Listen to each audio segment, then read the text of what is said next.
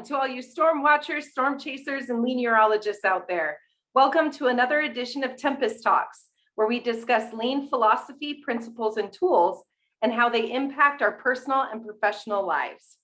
Today, we will be discussing lean learning, or learning lean, with my good friend, Kirstie Brooks. By way of introduction, Kirstie Brooks is a physician turned healthcare operations leader. She graduated with a bachelor's degree in physiology and neuroscience from the University of California, San Diego, and earned her medical degree from Des Moines University. After finishing her residency training in internal medicine from Walter Reed National Military Medical Center in Bethesda, Maryland, she transitioned to military healthcare operations, leading the multidisciplinary medical readiness unit in Walter Reed. After the military, she entered the private sector with the goal of working in healthcare operations. She initially worked in a small independent specialty medical practice as a center operations director, and now works as manager of operational excellence at Imaging Healthcare Specialists. She also recently finished her MBA from UCLA. You've accomplished quite a bit, Kirstie. It's incredible. Thank you, Michelle. Thank you for a very nice introduction. I really appreciate that. No problem. You earned it. Did I miss anything? No, nothing at all. But yeah, the UCLA one actually just happened like a week ago. So that is still very fresh. Congratulations. That's huge. And you were working full time at the same time, which is quite an accomplishment. And actually, I'm looking forward to just working for a while. Yeah. Like, no more school for me, at least in the very near future. Like, I'm not thinking of anything as far as earning more degrees. Even though you could. You've definitely proven that. That's amazing. Your background is just absolutely incredible. Thank you, Michelle. Yeah. So Kirstie and I met actually at Imaging Healthcare Specialists. They're one of my clients as part of Leanbrella, and I had the privilege of working on several Kaizen events and opportunities with Kirstie in her training and learning lean. Yeah. So when I say lean learning, what exactly does that mean to you? For me, I think lean learning is more trying to apply, lean principles, which I feel like I started on my journey with lean, started out with joining Imaging Healthcare 3 years ago. And really, lean learning is pretty much taking piecemeal approach and learning every day, like how it could be applicable in like the real world. Yeah, I love how you say like piecemeal, because you've been through a lot of schooling. Mm-hmm. So it is very piecemeal in a lot of ways. Sometimes people feel like lean is like drinking from a fire hose. Yes. Do you feel the same way, or has your experience been different? It's actually very similar to that, Michelle. When I first started, there were a lot of things that I feel like I needed to learn in order to be successful at my job in IHS, which is kind of, a lean company, and very much ingrained into the culture of IHS is lean principles and kind of continuous improvement. And at the beginning, I just didn't even know where to start. Leadership meetings, you'll hear terms here and there. And I didn't know which one I need to, focus first in order to kind of move along the process of learning. Yeah, it is kind of hard, especially when you come into an established culture. Mm-hmm. Learning all of the different language. It is like drinking from a fire hose sometimes. I remember when I first joined aerospace, I was like, what are they talking about? I swear I went to school for this. Like, I should know what they're saying, but they had their own language almost. Mm-hmm. So like the concept was the same, but they used different terminology and different acronyms. Yeah. Yeah. And actually, thank you for pointing that out. So while I was in IHS, I decided to get my Six Sigma green belt from UCLA. Yes. And, I believe it was interesting because instead of, I kind of learned a little bit of the industry lean and then did a little bit of academic lean and then kind of went back into applying those academic lean into like an industry setting. And the academic lean, it's pretty much a whole lot of terminologies and really just the meat of everything that they think you need to know, but very kind of like in the basics of it and kind of providing a framework for lean. But really, I just, took itself and then took some of those principles and really gravitated on several of them, and they still manage to have different terminologies for like the same thing. And and some of the concepts that I learned, it's kind of irrelevant. So then, it is very different. Yeah. So going on that route, actually, do you think there's a difference with learning lean in a university setting then versus learning it in industry? Yeah. So as far as the university training, it's more of pretty much kind of understanding the basic and framework concepts of lean. But it's very different in a way that it's more like a concept base and you kind of understand it. But applying it in real life actually is very different because of the people aspect. Yeah. And, like concepts and processes, you learn it, understand it. But when you try to apply it in, rolling out initiatives in the real world, I mean, the academic learning didn't take into account how you could get, buy-in from, leadership, how you could get buy-in from your direct staff, which is really where success in lean initiative rollout really looks like. Oh, I'm so glad you brought that up. That is so true because we really don't in a university setting. I don't remember really learning that except for taking like my leadership class, for instance. But in the lean class, we kind of touched on it, but we didn't really go into the nitty gritty of what it's like to get people to buy in. Yes. At all. Like we learned like the concepts of, the 5 stages of grief, essentially, because with every change initiative, we all go through the 5 stages of grief, which is weird for people to think about, but we really kind of go through it. And those of us that have been through continuous improvement efforts a lot and have gone through a lot of these things, we tend to go through the process a lot faster than the average person. But in a lean class, you're really learning the tools, not necessarily the soft skills to make it work. Yes. And that was the big part that I think is very not missing. It's more of just not discussed. And it's a big part of my work in IHS is getting that buy-in, explaining it to staff members, and even the ones that already bought in, like, I love lean, I want to do it, I want to learn it. You still have to coach them in the way that they would understand and grow more appreciation for it. Yeah, totally. Well, and being in healthcare, it's very different from doing this in, not just like the medical industry, but doing it in like aerospace and automotive. It looks very different as well. The process and how you interact with each other, all of that stuff looks very different also. You'd use even different language in those situations too.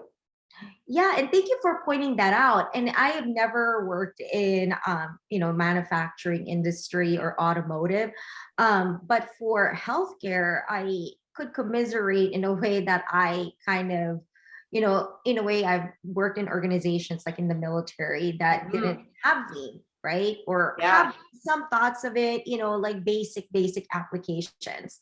But as far as healthcare goes, I think majority of healthcare institutions still don't or are still not fully enmeshed with lean concepts. And so, and their training also as a provider, like as a clinician or a technologist or physicians, it's very much not aligned with lean sometimes. And I think maybe that perhaps that could be the main barrier as to why healthcare communities still haven't fully meshed themselves with me. Yeah. Why do you think that is? Do you have any ideas for why you think that is? I think that, there is this long-standing history of healthcare being or viewing themselves as to like, since a lot of healthcare workers have to get a professional degree, they kind Oh, of view yeah. themselves as like different field, almost like, Oh, in a field where it's not applicable, even though it is. And yeah. a lot of times it's the physicians, like, for example, I'll give you a very unlean setting in healthcare. And this is kind of a long-standing thing. Like a surgeon, for example, walks into like a surgery, and each surgeon has their own set of like tools that they like for Yeah. the same surgery that other surgeons do, and each surgeon has their own preference. Well, it's not very lean in a way, because then Yeah. the tech has to learn different unstandardized ways to please the said surgeons.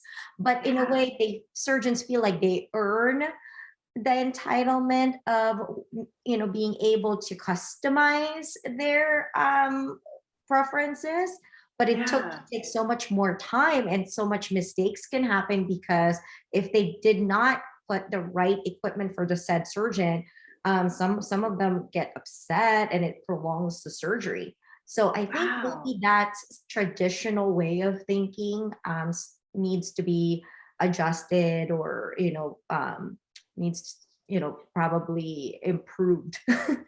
Yeah. I never thought about it that way, but it's true because it's almost like I earned the degree that I Mhm. got, and therefore I deserve to function in the way that I want.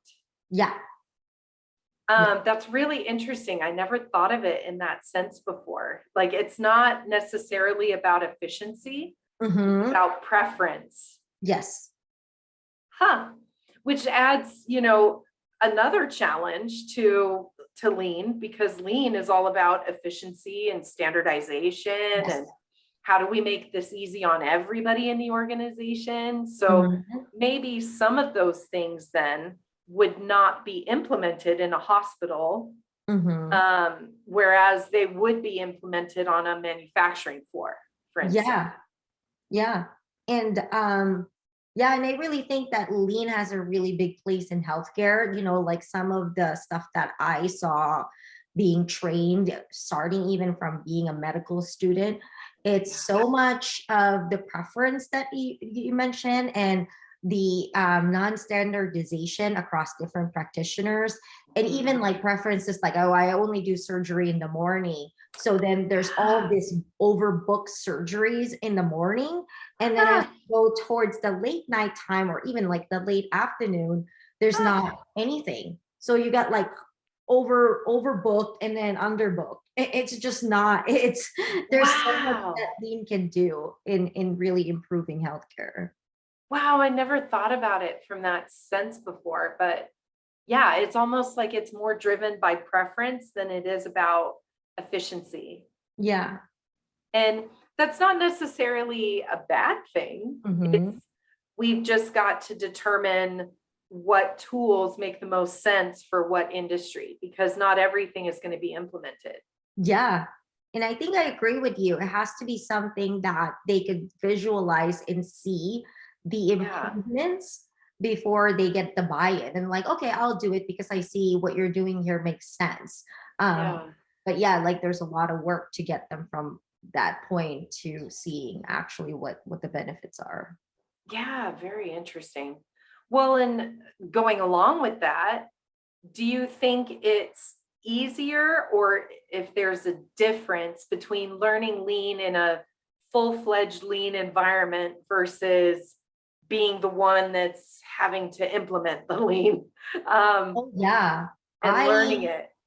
think that it would be much harder to be the main driver of lean in a non-lean organization, because of all the factors that we just discussed, like mainly the human factors, right? Because even if you do know the tools and you're essentially very well versed and you've implemented it, seen how lean is implemented in another industry. If you come in a new place that, no one knows about it, well, you have like this, struggle of getting everyone to that level, which I think is Yeah. very challenging. Yeah, it really is. So as you probably know from all of our discussions, I've been in both. I've experienced both. Um, and I agree. I think it is really hard being the lone wolf that knows lean and trying to push it forward, especially if you don't have the buy-in from the leadership team. If you Yeah. don't have the buy-in from the leadership team, it's really hard to drive their teams in the same direction. It's also kind of hard when the organization has different priorities as well. So one department may have the initiative to implement lean, and you could get really good buy-in with them, but then the other department is kind of like, I'm more concerned about getting product out, or I'm more concerned about seeing patients, or I'm more Mhm. concerned about serving the customer. I don't really have time to do that. Yeah. It's really hard for the members of that department to learn anything about what's going right in the other department. Yeah. Real I could hard to see compare that. those two. Yeah. Yeah. Well, and I think you've seen some of that as well with some of the internal organizations that accept lean, and then those that don't. That for some of these folks, the phrase I've often heard is lean is an easy concept, but it's really hard to implement. Mhm. Would you agree with that statement, or do you think it's Yeah. different? Yeah, I totally agree with that statement. And it's kind of, something that I've heard is that, I don't understand why people, essentially some, linearologists, I think it's a struggle to understand, given that the concept are easy to Mhm. learn and almost like intuitive once you get used to thinking in that manner. Yeah. But why is it so difficult to implement? And I think mainly because people don't like change. And so if they get accustomed doing one way and then you're telling them that there's a better way, there's always going to be a struggle no matter what, whether Yeah. it's lean or non-lean. But also at the same time, I think it's initially could be seen as like an additional work on top of, let's say this is like my Oh, yeah. responsibility, and then it's like a little bit more work, but at the end the goal is for work to actually be so efficient that it would actually decrease. But it's hard to think futuristic for some, Oh, because they yeah. only kind of focus on the now, so perhaps that contributes to it being a little difficult. Yeah, that's true. Well, and how has it been for some of your classmates? So, like, you lucked out because in your lean classes, you were able to just go to work and then try some stuff out. Yeah. What about some of your, students that were with you, some of your co-students, if you will, I classmates? think that it's more difficult for them, and it actually kind of came about during, some of our discussions, because some of them can't really apply it at work because their workplace is not really set up for, practicing lean or even, Yeah. hearing lean.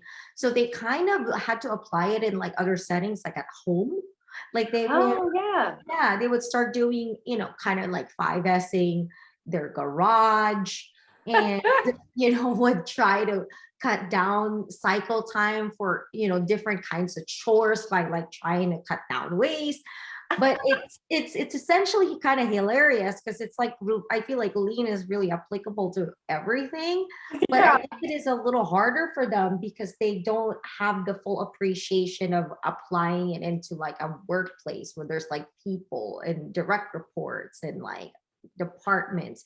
So yeah, I think that I really lucked out, and I think for the most part, unless they find a way to start lean journey on, their organization or participate in it, I think that's really the best way to learn.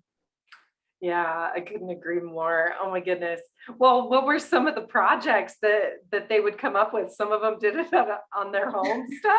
Yeah, so they started measuring time. So this one is kind of fairly interesting. So this guy actually places, he goes grocery shopping every 2 weeks, right? That's like his normal pace. But then he found that he would buy or underbuy or overbuy certain stuff, let's say Ah, vegetables, and then would have to throw it away.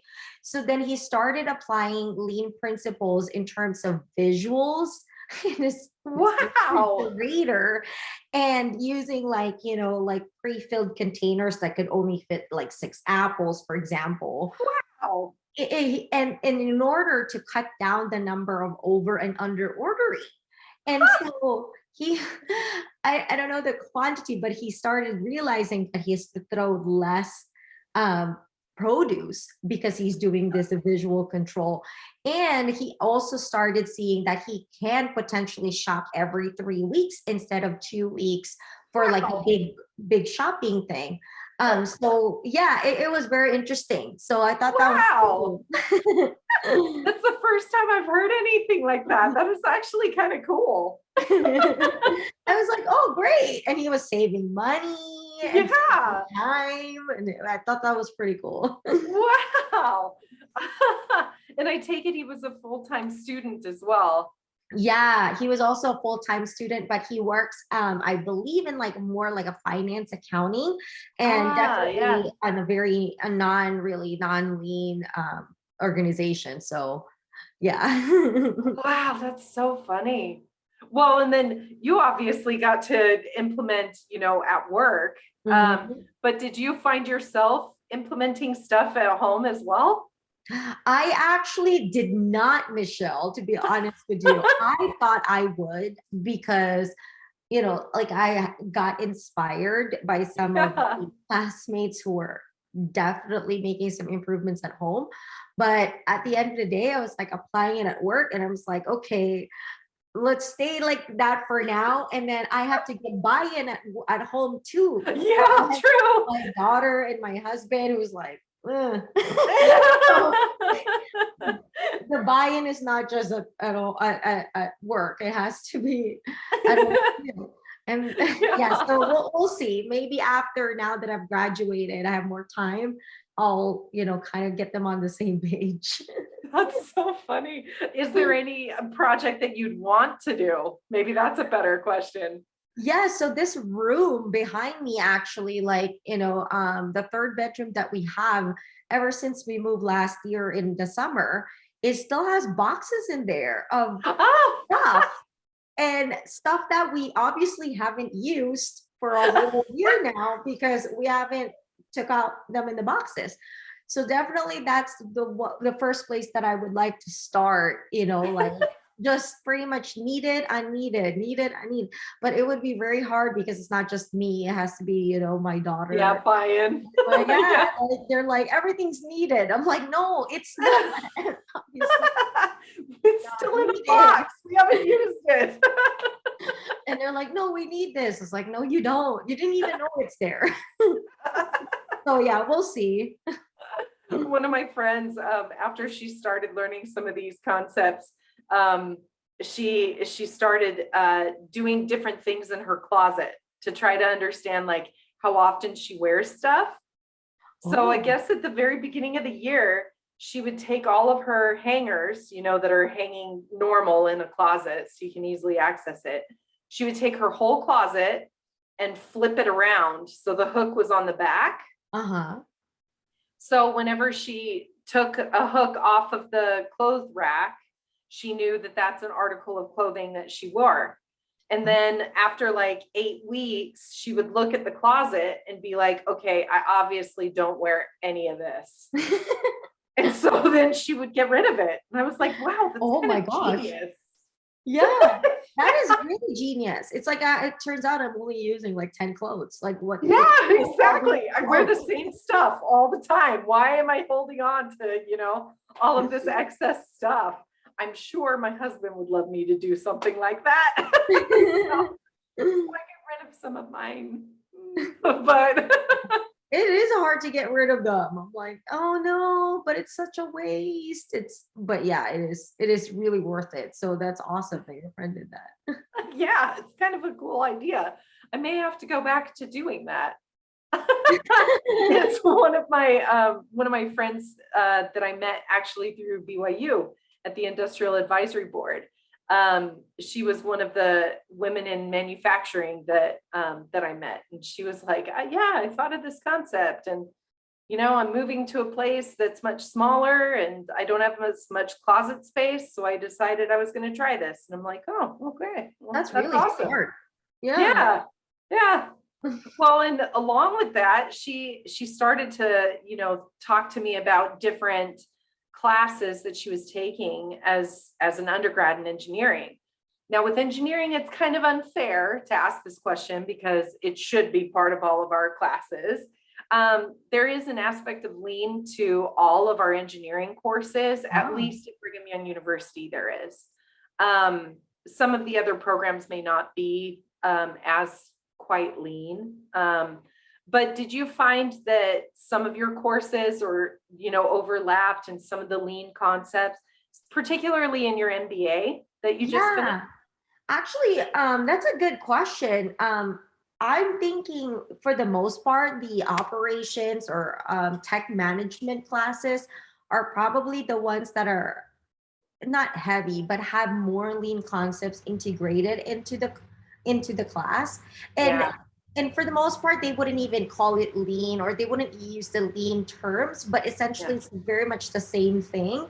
Whereas Yeah. other ones, I feel like didn't really have that, although there's probably opportunities for it, like in finance or in accounting.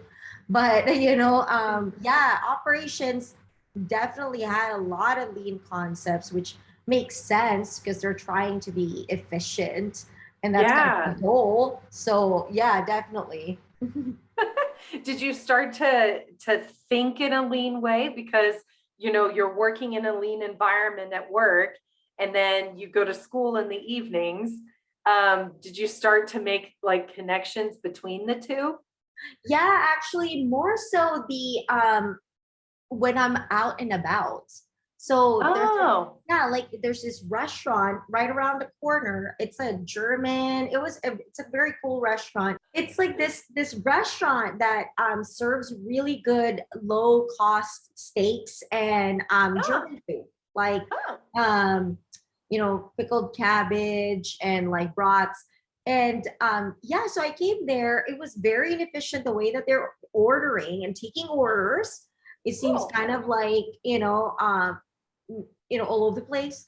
And then the Yeah. way that everything is structured was just so unlean, I'm just getting very unlean. And Yeah. I started thinking in my head while I was standing there, like how I could come in and try to make that Fix place it. more efficient. And it Yeah. would be such a long line, people would be happier. And it was hilarious because I'm like, oh, look at me, look what I'm doing. I'm eating in a restaurant and I'm trying to think like how this place could be more efficient. So yeah, definitely it starts to overflow in other aspects of my life, which I Oh my like. goodness. Yeah, well, it's true. It happens to me all the time as well, especially when I'm at amusement parks. When I'm at Oh, amusement parks, I think about it a lot, especially, I pay homage to the mouse a lot. I go to yes. Disneyland a lot.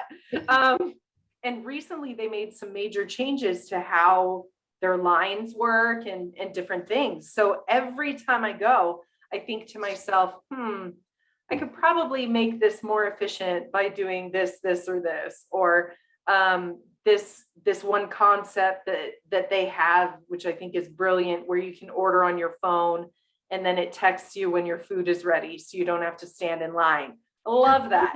I love that. We use that. Awesome. Yeah, that was Yeah, very it's good. so great because Yeah. then I can go and do something else while my food is being cooked. Like it's great. So different things like that always come up for me. Amusement parks are one of those. The mail. I think about the mail a lot for some reason. Just it's really interesting. Like the more that you get involved in lean, at least from my perspective, the more I start to think about processes and the Mhm. processes that I go through. And then I think about, okay, how can I, bring all of the tools together so that I can perform this process more efficiently, like laundry, for instance. How can I make it more efficient so that I'm not spending so much time doing laundry all the time, or,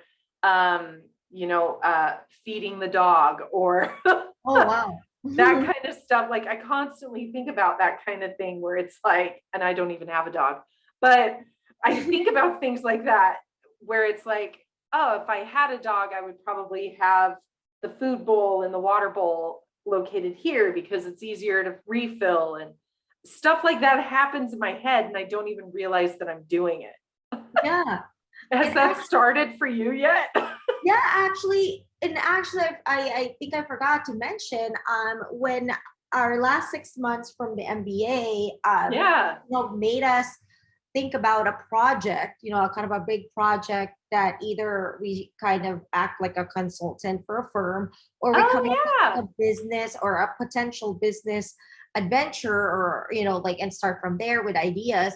I and a friend of mine who's in supply chain have, obviously he has a lot of lean experience, started putting a lot of lean into that idea, which is mainly it's like a supply chain inventory management for healthcare. And cool. Yeah, and we started putting pull system in that concept, like where shipment would come based on more of like a demand basis rather than just like a push where they deliver every week, and all sorts of stuff. So yeah, I definitely applied some lean on school stuff as well. Oh, that's so cool. I love it because it's crazy when that transition actually happens. I thought that I thought lean when I got out of school, because I had done a couple consulting things while I was still at school, and I did a couple other projects that were part of my university experience, but not like my industrial experience, if you will.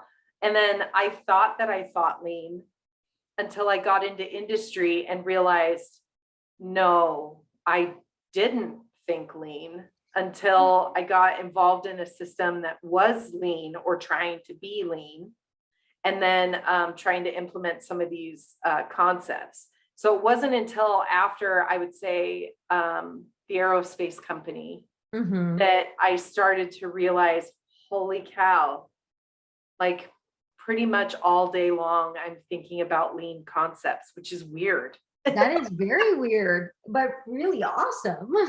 Yeah, it's weird because it's like, who else does that? Yeah, I don't think a lot of people do, but yeah, that is very interesting. Yeah, think about it a lot. Like even how I set up the house, because I moved as well. We moved about the same time. I think about it as I was laying out the furniture in the house too. So like what makes the most sense? What, when we bring Amazon into the house, what makes the most sense for where that will end up going so we can open the box. And that is a good thought. Like my boxes just sit right there. It's not the best. It's not the best place.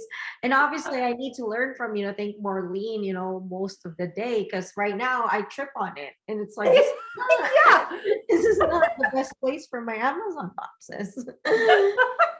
Well, and we kind of have a pull system for our perishables and stuff too. Wow. Not to the extent of your classmate with the refrigerator. That is just like, that blows my mind.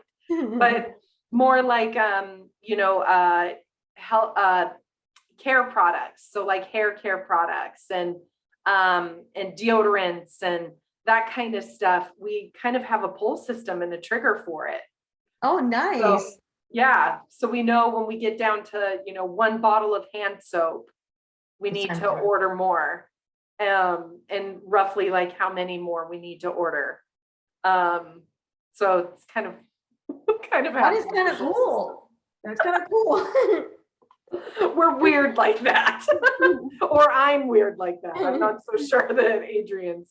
Adrian thinks the same way that I do, but that's totally how I thought. Like the glasses needed to be close to the sink for getting water, or close to the refrigerator to get something out of the refrigerator. You know. So I thought, like, it's weird stuff like that. Have you done any of that subconsciously? I think so. I mean, besides the Amazon box, which I haven't obviously done anything with. When we were unpacking our boxes, some of the stuff like, it's just the house is so different from where we came for that previous Yeah. house. Like the whole layout is totally different. So essentially kind of very similar to yours. Like I feel like, okay, these are the items that I use all the time in the kitchen. So they need to be in closer proximity to the kitchen so that I don't have to do a lot of walking back and forth. Yeah, Stuff exactly. like that. Yeah. So Exactly. I put them there because our kitchen is unfortunately small since this house was built in the 80s where they didn't Oh have yeah. small kitchens. So there's only very limited space in the counter and like the overhead cabinets. So I had to really prioritize what needs to go in there, which are like Yeah. the stuff that I use all the time, and everything else goes to the pantry area, which is over there, unfortunately. Yeah, it's So further away, right? further Yeah. away. So yeah, definitely did that. So I'm proud of myself and didn't even think consciously that I was doing that, but I guess more subconscious. Yeah, you did. So yeah, More subconscious lean stuff. It's yeah, amazing it's because it great. just kind of makes sense. Yeah. I remember as a student thinking, this stuff makes sense. We have a whole Mhm, class on this. Like, mhm. isn't this just common sense? But it's not common sense. It's not. And I don't really know why, because I feel like you're right. It is like a higher level of common sense, but it is common sense. But Yeah. if it's such common sense, then how come I wasn't doing it before? Right. Yeah. So That's what's yeah, so weird.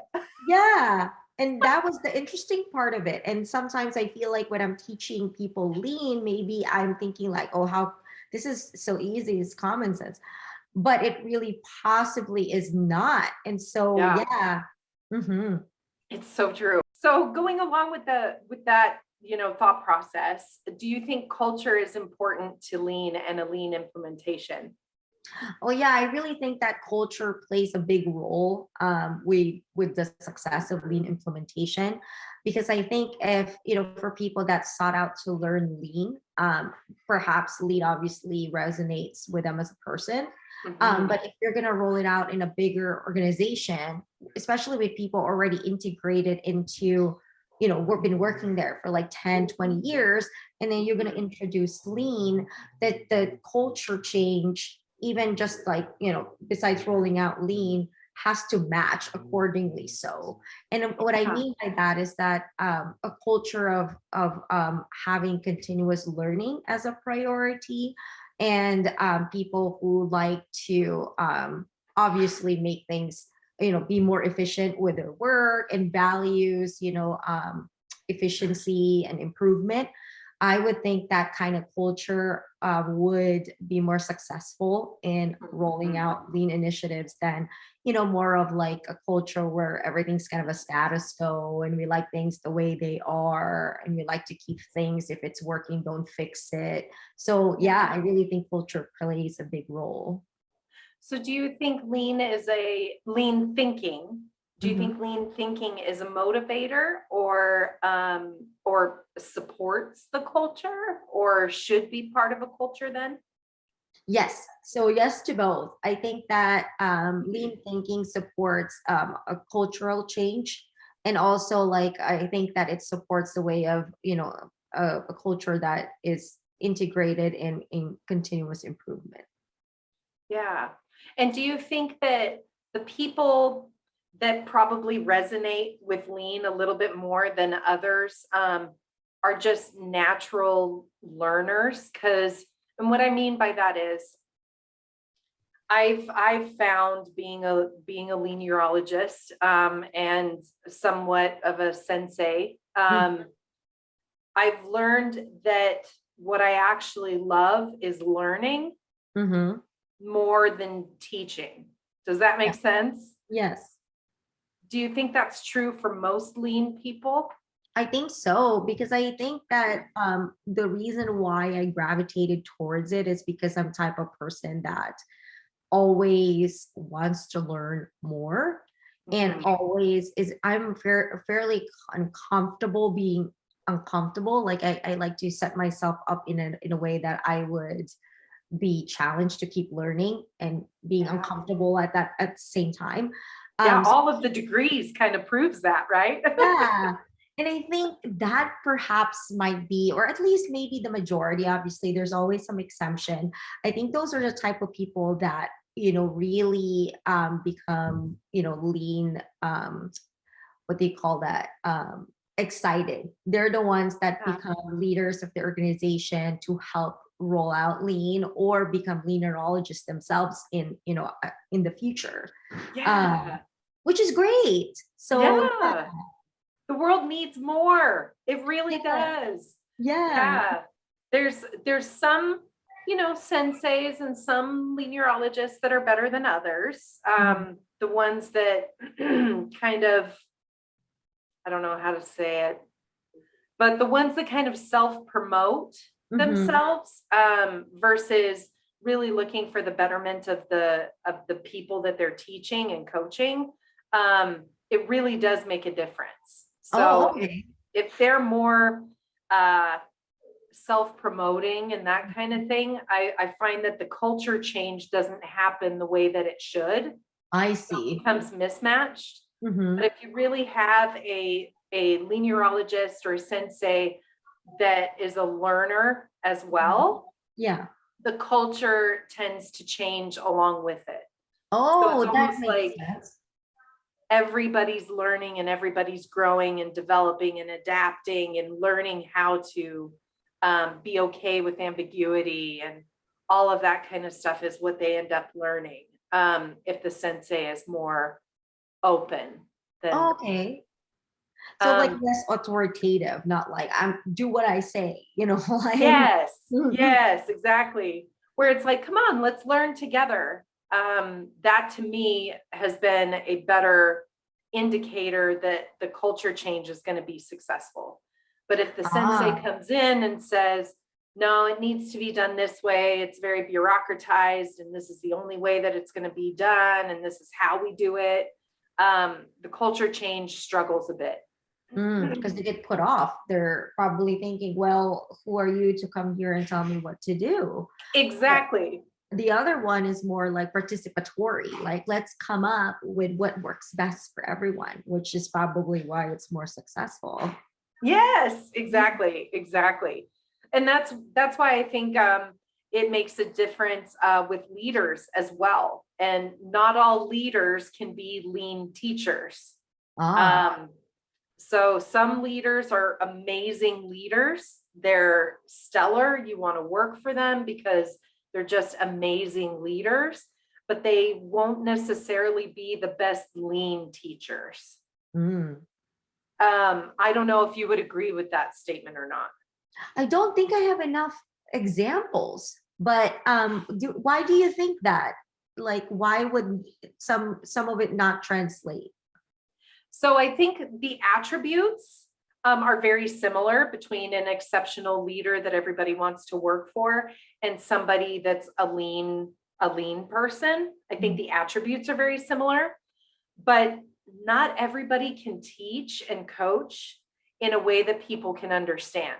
So they Ah, may be an excellent leader and they know what needs to be done and people love working for them, but how they teach isn't good. I see. So like they don't have the ability to really teach. They can lead, but they can't really teach what they do. I That makes understand. sense. Yeah, I think it's kind of like what, like one of my main struggles that I talked about earlier is having to teach it in a way that each person learns best. And it Yes. varies from person to person. Some people are more quantitative, so you could just go with numbers and they get it, and that's the best way they learn. Some Yeah. people don't understand numbers or not aligned with that way of learning, and they like more like qualitative. So yeah, yeah, that's very interesting. Yeah. And the only reason why I say that is, you could have an exceptional CEO that is a 100% believer in lean, but they can't teach it. Yeah. And so they often ask somebody else to come in to coach it. So then they end up becoming a sponsor role rather than the teacher or the guiding role. Yeah, makes sense. Yeah. And sometimes I've been very fortunate, but sometimes our leader is a good lean teacher as well. So a few of my senseis have been my direct leaders as well, which has been phenomenal. But there have also been other situations where it's like they were a phenomenal leader, but they weren't able to coach and lean. And so they got a real strong number two, if you will. I see. Okay. Yeah, that could actually lead the teaching aspect of it. Yeah. That's cool. Yeah. So it's kind of like Kirstie has also gone through culture, climate, or real colors as well. So like we talk about a lot that exceptional leaders are usually golds are their primary color. Sometimes golds have a hard time getting out of their own way though, because it's got to be done in a certain structure and in a certain way. And so the really great golds that recognize that as being an issue for them, they usually will find a really strong number two in like an orange. Orange. Yeah. Because an orange will go out and just get it done. Yeah. Yeah. And they would do it, kind of it doesn't have to be a certain way. It could be different kind of ways. Yeah. Yeah. And so they're more adaptable to the team. And so the orange may be a much better lean leader, whereas the gold is a much better leader. Yeah. If that makes sense. Yeah. The one that inspires and builds the vision and is the great sponsor for it. Yeah. That's so good. It's interesting, like who we learn from, in your career, have there been any senseis for you that have kind of helped you in your growth, and maybe not in lean, but in general, in being a good leader and how to, promote culture change and that kind of thing? Yeah, so one standout leader that I remember is I would say the program director. He's an internal medicine infectious disease doctor when I was in residency. Cool. Yeah, and the reason why I liked him, I mean, like the place is littered by, enormously very brilliant people, well accomplished military folks, 2-star generals and stuff like that. Yeah. But the main reason why I found this guy or this specific person to be a great mentor leader is the way that really approach people who are struggling. I think that he was perfect for his role because I think the whole residency and the years of it is really like a bunch of people learning and struggling at the same time. Yeah, for sure. And I think he has the ability to care about people in a more granular way. It's not just like, okay, what do you know at work? But he kind of transcends beyond work and look into a person's life and how their life is affecting, work and life and all of it combined in order to really help them. Because I feel like we were all like in our 20s, like kind of like some people are growing their family, some are not, but like we're not fully mature yet. And yet, I feel like we had a lot to take in, and the years of it too, and watching, patient and approaching patient care towards like elderly people who are like much older than we are and being empathetic towards them. I think it requires a lot of maturity, and I think he was able to guide everyone in different ways. Although we are a very different person, he was able to you look at us and like kind of figure out the best way that he could support us, which I think was somewhat rare actually in the leadership world, especially in the military, where everything is more like kind of what you say, almost like authoritative. Yeah, very structured. very structured and authoritative. So I think this was very unique, and I think that made him really excellent for the role that he took on. Awesome. So that was great. Yeah, that's amazing. That's a great example because he wasn't necessarily teaching you lean concepts, Yeah. but he had a lot of the attributes that are usually, involved with great leadership that you sometimes see in lean senseis as well. Yeah, I think that he approached us the way that we want to be approached and want to learn, in a way that he teaches the way that we could learn, instead of just kind Yeah. of like structuring it the same for everyone, which I think really helped. And I think that made him a really excellent leader. Yeah, that's amazing. Well, and do you think there's a difference between teaching and coaching? Teaching and coaching. I almost don't know the difference between the two. It sounds to me like teaching is more like, you're it's like a classroom setting where you have like an agenda, like, and then you teach it based on your Yeah. agenda.